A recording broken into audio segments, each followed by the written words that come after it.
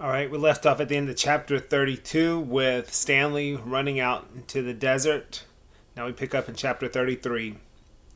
He slowed to a walk. As far as he could tell, nobody was chasing him. He could hear voices coming from back by the truck, but couldn't make out the words. Occasionally he'd hear the revving of the engine, but the truck wasn't going anywhere anytime soon. He headed in what he thought was the direction of Big Thumb. He couldn't see it through the haze. Walking helped calm him down and allowed him to think clearly. He doubted he could make it to Big Thumb, and with no water in his canteen, he didn't want to risk his life on hope that he'd find refuge there. He'd have to return to camp. He knew that. But he was in no hurry. It would be better to return later after everyone had a chance to calm down, and as long as he had come this far, he might as well look for Zero. He decided he would walk as long as he could until he was too weak to go any farther. Then he'd turn around and go back. He smiled as he realized that wouldn't quite work. He would go only halfway as far as he thought he could go, so that he'd still have the strength to return.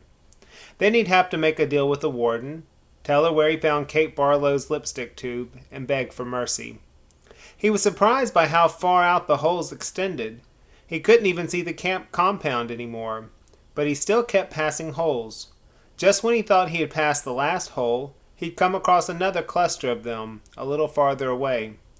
Back at the compound, they had dug in a systematic order, row upon row, allowing space for the water truck. But out here, there was no system. It was as if every once in a while, in a fit of frustration, the warden would just pick a spot at random and say, "What the hell, dig here." It was like trying to guess the winning numbers in a lottery. Stanley found himself looking down into each hole he passed. He didn't admit to himself what he was looking for. After more than an hour had gone by, he thought he had surely seen the last hole, but then off to the left he saw another cluster of them. He didn't actually see the holes. He saw the mounds of dirt that surrounded them. He stepped over the mounds and looked into the first hole. His heart stopped. Down at the bottom was a family of yellow-spotted lizards. Their large red eyes looked up at him. He leapt back over the mound and ran. He didn't know if they were chasing after him. He thought he might have even seen one leap out of the hole. He ran until he couldn't run any farther, then collapsed. They hadn't come after him. He sat there a while and caught his breath. As he got back to his feet, he thought he noticed something on the ground, maybe 50 yards away. It didn't look like much, but maybe a big rock. Maybe just a big rock. But in a land of nothingness, any little thing seemed unusual. He walked slowly toward it. The encounter with the lizards had made him very cautious. It turned out to be an empty sack of sunflower seeds. He wondered if it was the same one Magnet had stolen from Mr. Sir, although that didn't seem likely. He turned it inside out and found one seed stuck to the burlap. Lunch. Chapter 34. The sun was almost directly overhead. He figured he could walk for no more than another hour, maybe 2, before he had to turn back. It seemed pointless. He could see there was nothing ahead of him, nothing but emptiness. He was hot, tired, hungry, and, most of all, thirsty. Maybe he should just turn around now. Maybe he had already gone halfway and didn't know it. Then, looking around, he saw a pool of water less than 100 yards away from where he was standing. He closed his eyes and opened them to make sure he wasn't imagining it. The pool was still there. He hurried toward it. The pool hurried away from him, moving as he moved, stopping when he stopped. There wasn't any water. It was a mirage caused by the shimmering waves of heat rising off the dry ground. He kept walking. He still carried the empty sack of sunflower seeds. He didn't know if he might find something to put in it. After a while, he thought he could make out the shape of the mountains through the haze. At first, he wasn't sure if this was another kind of mirage, but the farther he walked, the clearer they came into view. Almost straight ahead of him, he could see what looked like a fist with its thumb sticking up. He didn't know how far away it was. 5 miles? 50 miles? One thing was certain. It was more than halfway. He kept walking toward it, although he didn't know why. He knew he'd have to turn around before he got there. But every time he looked at it, it seemed to encourage him, giving him the thumbs-up sign. As he continued walking, he became aware of a large object on the lake. He couldn't tell what it was, or even if it was natural or man-made. It looked a little like a fallen tree, although it didn't seem likely that a tree would grow here. More likely it was a ridge of dirt or rocks. The object, whatever it was not on the way to Big Thumb, but off to the right. He tried to decide whether to go to it or to continue toward Big Thumb, or maybe just turn around. There was no point in heading toward Big Thumb, he decided. He would never make it. For all he knew, it was like chasing the moon. But he could make it to the mysterious object. He changed directions. He doubted it was anything, but the fact that there was something in the middle of all this nothing made it hard for him to pass up. He decided to make the object his halfway point, and he hoped he hadn't already gone too far. He laughed to himself when he saw what it was. It was a boat, or part of a boat anyway. It struck him as funny to see a boat in the middle of this dry and barren wasteland. But after all, he realized, this was once a lake. The boat lay upside down, half buried in the dirt. Someone may have drowned here, he thought grimly, at the same spot where he could very well die of thirst. The name of the boat had been painted on the back. The upside-down red letters were peeled and faded, but Stanley could still read the name. Mary Lou. On one side of the boat there was a pile of dirt and then a tunnel leading down below the boat. The tunnel looked big enough for a good-sized animal to crawl through. He heard a noise. Something stirred under the boat. It was coming out. "Hey!" Stanley shouted, hoping to scare it back inside. His mouth was very dry, and it was hard to shout very loudly. "Hey!" the thing answered weakly. Then a dark hand and an orange sleeve reached up out of the tunnel. Chapter 35. Zero's face looked like a jack-o'-lantern that had been left out Zero's face looked like a jack-o'-lantern that had been left out too many days past Halloween, half rotten, with sunken eyes and a drooping smile. "Is that water?" he asked. His voice was weak and raspy. His lips were so pale they were almost white, and his tongue seemed to flop around uselessly in his mouth as he spoke, as if it kept getting in the way. "It's empty," said Stanley. He stared at Zero, not quite believing that he was real. "I tried to bring you the whole water truck, but—" He smiled sheepishly. "I drove it into a hole. I can't believe you're—" "Me neither," said Zero. "Come on, we got to get back to camp." Zero shook his head. "I'm not going back." "You have to. We both have to." "You want some sploosh?" Zero asked. "What?" Zero shaded his eyes with his forearm. "It's cool under the boat," he said. Stanley watched Zero crawl back through his hole. It was a miracle he was still alive, but Stanley knew he would have to get him back to camp soon, even if he had to carry him.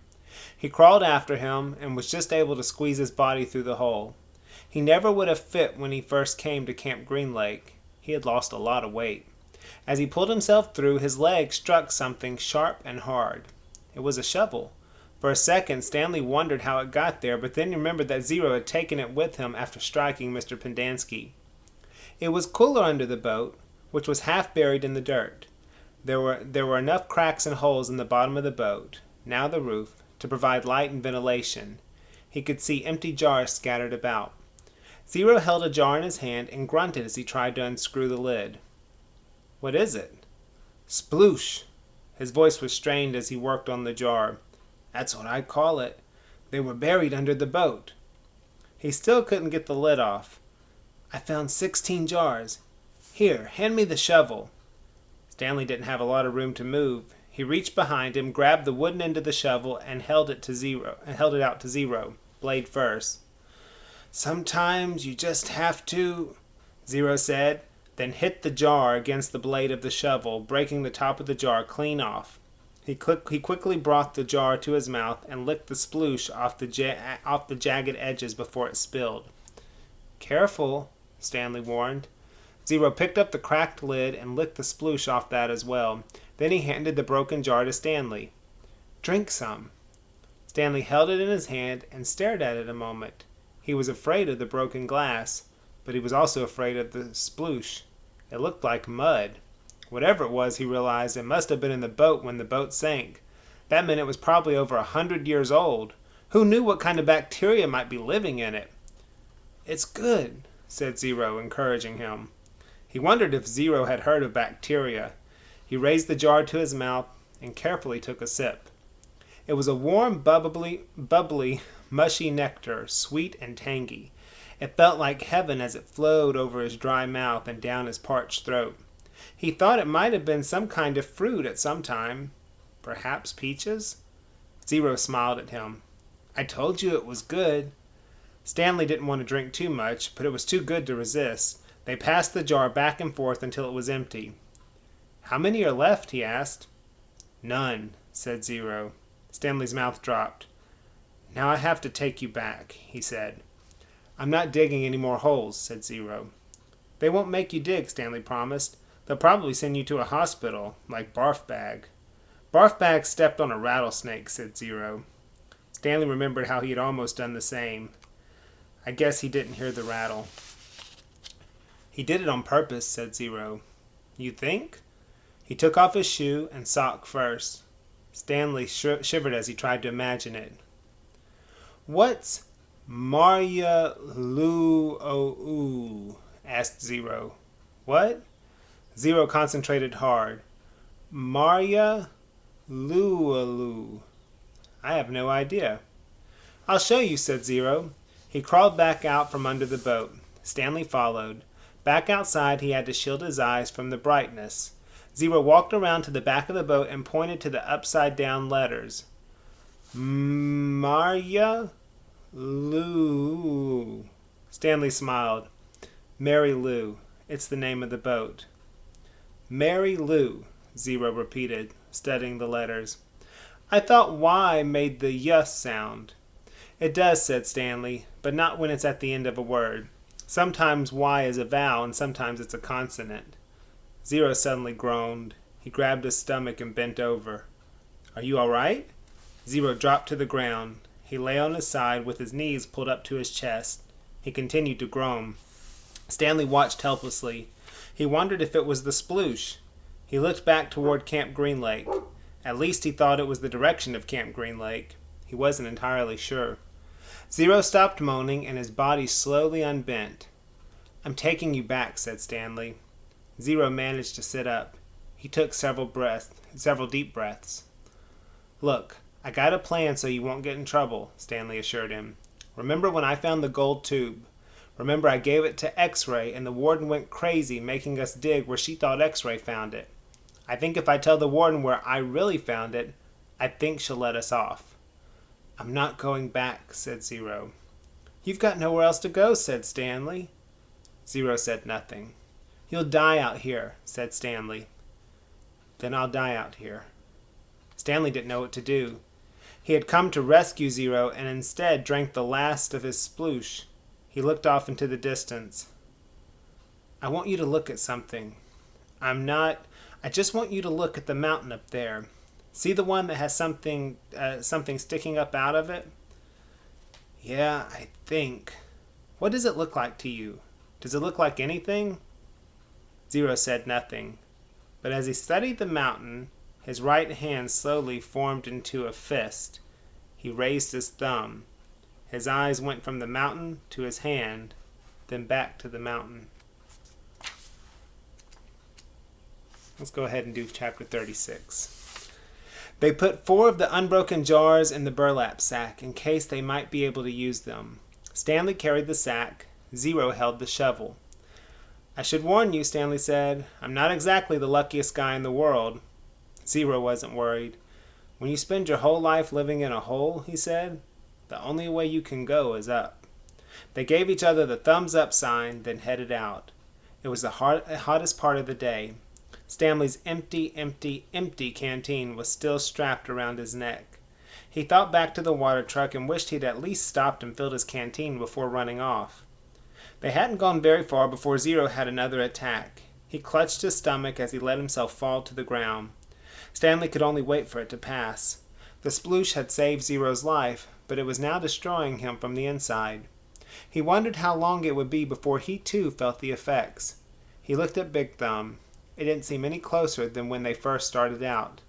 Zero took a deep breath and managed to sit up. Can you walk? Stanley asked him. Just give me a second, Zero said. He took another breath, then, using the shovel, pulled himself back to his feet. He gave Stanley the thumbs up sign, and they continued. Sometimes Stanley would try to go for a long while without looking at Big Thumb. He made a mental snapshot of how it looked, then wait maybe 10 minutes before looking at it again to see if it seemed closer. It never did. It was like chasing the moon. If they ever reached it, he realized, they'd still have to climb it. I wonder who she was, said Zero. Who? Mary Lou, said Zero. Stanley smiled. I guess she was once a real person on a real lake. It's hard to imagine. I bet she was pretty, said Zero. Somebody must have loved her a lot to name a boat after her. Yeah, said Stanley. I bet she looked great in a bathing suit sitting in the boat while her boyfriend rowed. Zero used the shovel as a third leg. 2 legs weren't enough to keep him up. I got to stop and rest, he said after a while. Stanley looked at Big Thumb. It still didn't look any closer. He was afraid if Zero stopped, he might never get started again. We're almost there, he said. He wondered which was closer, Camp Green Lake or Big Thumb. I really have to sit down. Just see if you can go a little while. Zero collapsed. The shovel stayed up a fraction of a second longer, perfectly balanced on the tip of the blade. Then it fell next to him. Zero knelt, bent over with his head on the ground. Stanley could hear a very low moaning sound coming from him. He looked at the shovel and couldn't help but think that he might need it to dig a grave. Zero's last hole. And who will dig a grave for me, he thought. But Zero did get up, once again, flashing thumbs up. Give me some words, he said weakly. It took Stanley a few seconds to realize what he meant. Then he smiled and said, R-U-N. Zero sounded it out to himself. Run. Run. Run. Good. F-U-N. Fun. The spelling seemed to help Zero. It gave him something to concentrate on besides his pain and weakness. It distracted Stanley as well. The next time he looked up at Big Thumb, it really did seem closer. They quit spelling words when it hurt too much to talk. Stanley's throat was dry. He was weak and exhausted, yet as bad as he felt, he knew that Zero felt 10 times worse. As long as Zero could keep going, he could keep going too. It was possible, he thought, he hoped, that he didn't get any of the bad bacteria. Zero hadn't been able to unscrew the lid. Maybe the bad germs couldn't get in either. Maybe the bacteria were only in the jars which opened easily, the ones he was now carrying in his sack. What scared Stanley the most about dying wasn't his actual death. He figured he could handle the pain. It wouldn't be much worse than how he felt now. In fact, maybe at the moment of his death, he would be too weak to feel pain. Death would be a relief. What worried him the most was the thought of his parents not knowing what happened to him, not knowing whether he was dead or alive.